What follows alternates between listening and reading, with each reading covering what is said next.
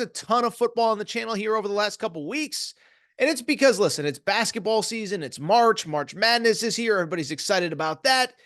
And while there's spring practices going on, there really isn't a lot of super newsworthy stuff.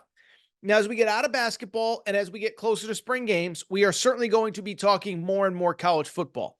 But it's been a pretty quiet few weeks in the college football space, at least until Wednesday, when Chris Lowe dropped that incredible story about the state of Alabama football and really the deep dive into Nick Saban's retirement and Kalen DeBoer's hire. And so, first of all, I said it, we did a reaction to the Nick Saban side of things on Wednesday afternoon. Nick Saban's decision to retire, what it says about college football. I want to talk about the Kalen DeBoer perspective. By the way, I mentioned it on Wednesday's show. Like, Chris Lowe is a rock star. Okay, I don't know him personally, but the amount of time and work that he has done on this story is incredible. I think it is a testament to relationships. You know, I think the media is such a transactional space now, especially in sports. You feed me this, I break you that. It helps this, it helps that. That I don't think we give enough credit to the guys and girls who just have genuine relationships. And it's clear that the people in the Alabama community trust Chris Lowe to tell the story of one of the most important moments in the history of college sports, which was the transition from Saban to DeBoer. So as I said, we talked a lot about the Nick Saban side of things on Wednesday, but I want to switch gears, and I do want to talk about something that Kalen DeBoer said in that article. Because with respect to Coach Saban, with respect to Greg Byrne, there was something in there that I thought was as fascinating out of the mouth of Kalen DeBoer as anything that I read. What was fascinating? What was interesting? What do we need to talk about? Well, it came up in a moment when Kalen DeBoer was asked about the Alabama job. It was during the interview process, okay? And we all understand Alabama is one of the Cadillac blue blood best jobs in college football. But it also came with the caveat this offseason of, if you take this bad boy, you are replacing the greatest coach to ever do it. And so I have said for years, this is a great job, but I don't know what kind of candidate you're going to get because I don't know who is realistically going to want to take this job. So I bring it up because in this Alabama deep dive, Chris Lowe talked to Greg Byrne about the exact situation, and I loved what Kalen DeBoer had to say when Greg Byrne, the Alabama AD, asked him about the responsibility of replacing Nick Saban. Here is what Greg Byrne said to Kalen DeBoer. Here is the answer. It comes from the Chris Lowe ESPN article. Here it goes. One of the first questions Byrne asked DeBoer during the interview, during their Thursday meeting, was the inevitable.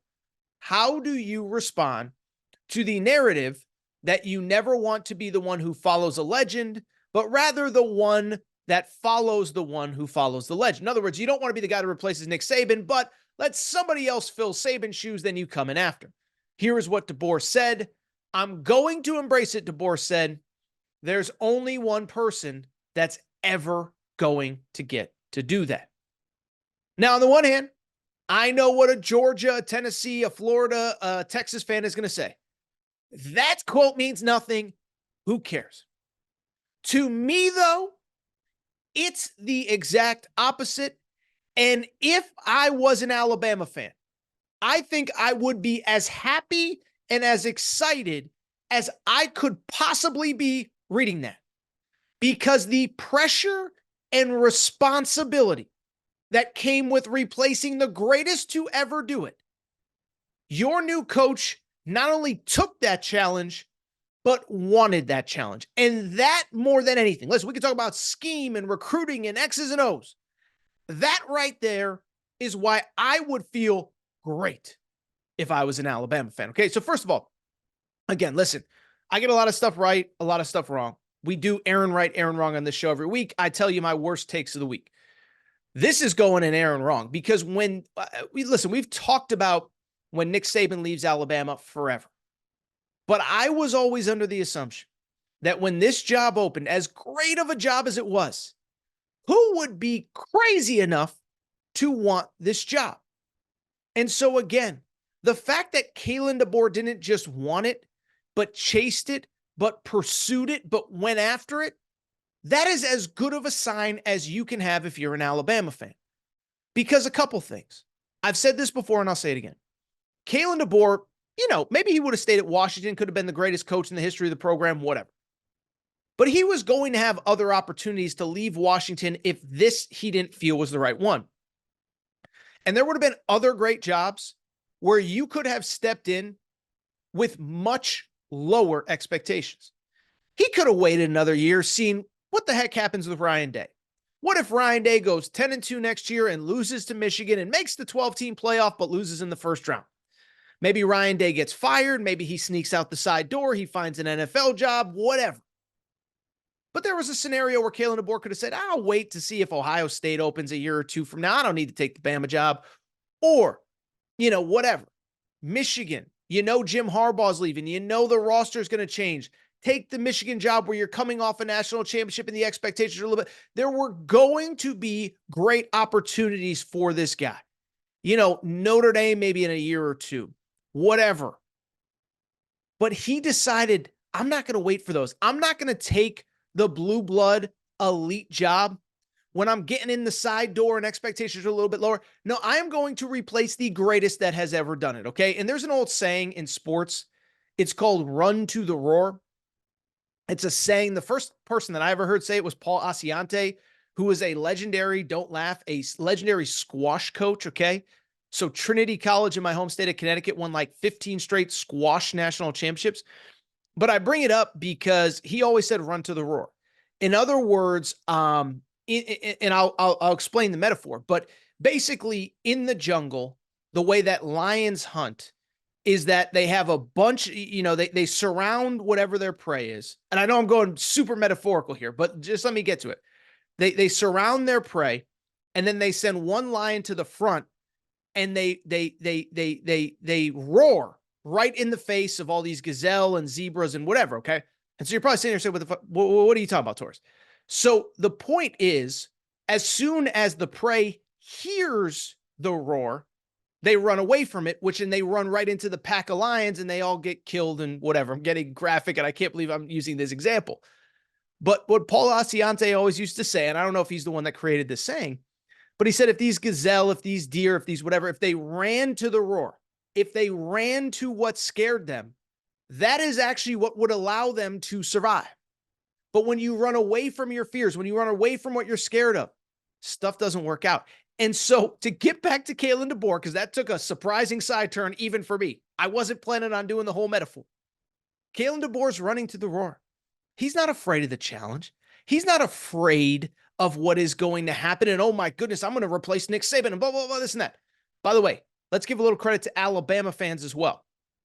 I have yet to hear one Alabama fan put any type of unrealistic expectations on Kalen DeBoer. Nobody thinks he's going to be better than Nick Saban. Nobody's saying even be Nick Saban. What they're saying is take the foundation of what Nick Saban has and let's continue to be excellent. And so there is a foundation from Kalen DeBoer. There is a foundation from Alabama fans. And let me go ahead and take it a step further. If I was the rest of the SEC, I'd be a little bit worried right now. Because at the end of the day, you look at this. I don't think Alabama is falling off. And I've talked about this all offseason. But I think there is this perception at Georgia and Tennessee and Texas and Florida and wherever. Oh, Nick Saban's gone. Ding dong, the witch is gone. And we're going to walk into Bryant-Denny Stadium and we're going to do the Baker Mayfield and plant our flag. And what? No. Kalen DeBoer ain't scared. Kalen DeBoer ran into the roar. He pursued the challenge.